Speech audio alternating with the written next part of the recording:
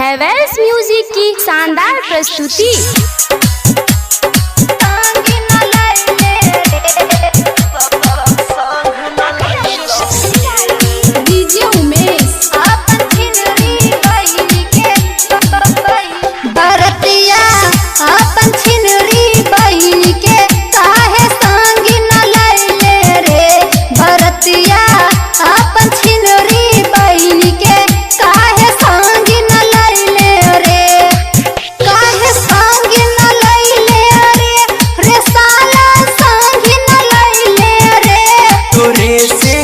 कम चलाई वैशाली यही से संग न लैलोगे, तोरे से कम चलाई वैशाली यही से संग न लैलोगे, तोरे से काम चलैबोगे उठाई के संग ले जैबोगे।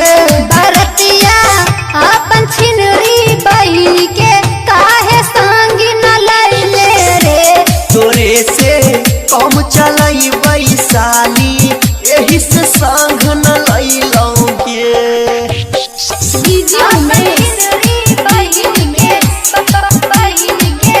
संगीता रिकॉर्डिंग स्टूडियो हसनपुर बाजार।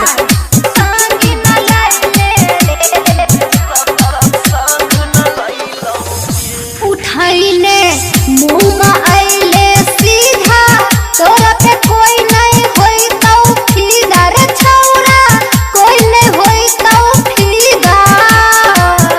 लो भैले पहले अपने साली यही से दई रहल छे गाली, जलन से दई रहल छे गाली।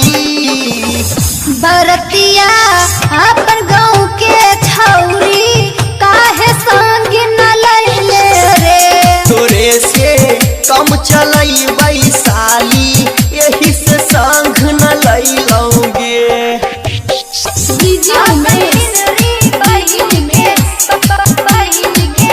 संगीता रिकॉर्डिंग स्टूडियो हसनपुर बाजार।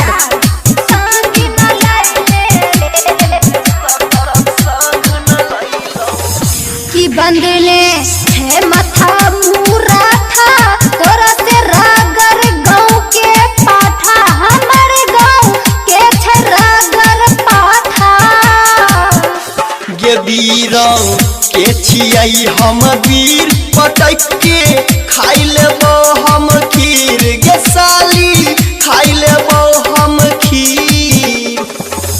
कि डी के हिंदुस्तानी काजल से तो जीत न पाइबे रे, भरतिया अपन छिनरी बहिन के काहे संग न लैले रे, तोरे से कम चलई वैशाली यही से संग न लैलोगे। काहे संग न लैले रे, रे साला संग न लैले रे, तोरे से कम चलई